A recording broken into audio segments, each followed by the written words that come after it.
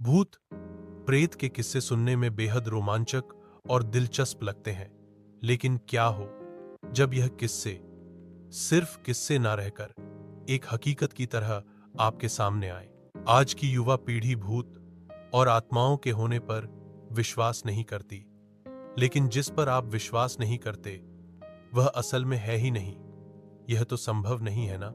आज हम ऐसे ही भूतहा स्थान से आपका परिचय करवाने जा रहे हैं, जिसके बारे में कहा जाता है कि इसका निर्माण स्वयं एक आत्मा ने किया था। जोधपुर राजस्थान स्थित बावड़ियों के किस्से स्थानीय लोगों में बहुत मशहूर हैं।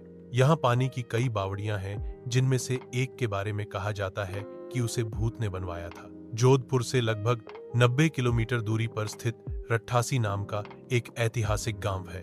मारवाड़ के इतिहास पर नजर डालें तो यह ज्ञात होता है कि जब जोधपुर में रहने वाले राजपूतों की चंपावत शाखा का विभाजन हुआ तो उनमें से अलग हुए एक दल ने कापड़ा गांव में रहना शुरू किया। लेकिन इस स्थान पर रहने वाले युवा राजपूत राजकुमारों ने गांव में साधना करने वाले साधु महात्माओं को परेशान करना शुरू कर दिया।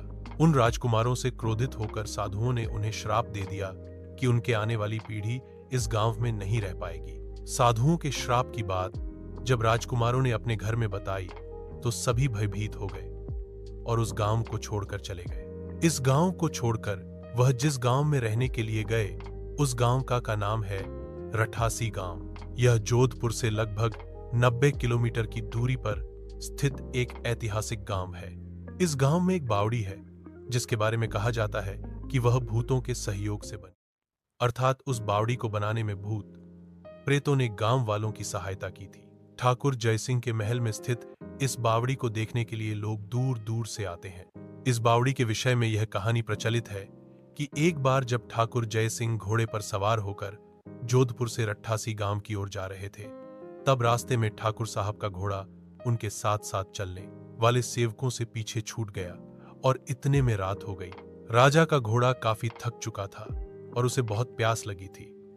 रास्ते में एक तालाब को देखकर ठाकुर जयसिंह अपने घोड़े को पानी पिलाने के लिए ले गए।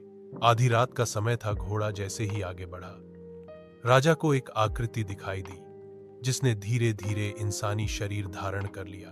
राजा उसे देखकर डर गया।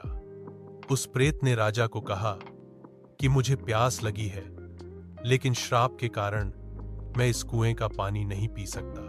राजा ने उस प्रेत को पानी पिलाया और राजा की दयालुता देखकर प्रेत ने उसे कहा कि वह जो भी मांगेगा वह उसे पूरी कर देगा।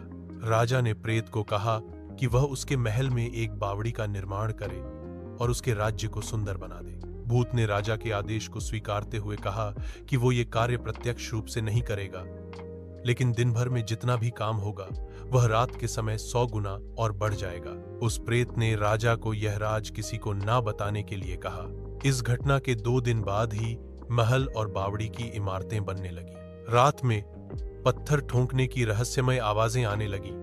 दिन प्रतिदिन निर्माण काम तेज गति से बढ़ने लगा, लेकिन रानी के जिद करने पर राजा ने यह राज रानी को बता दिया कि आखिर निर्माण इतनी जल्दी कैसे पूरा होता जा रहा है।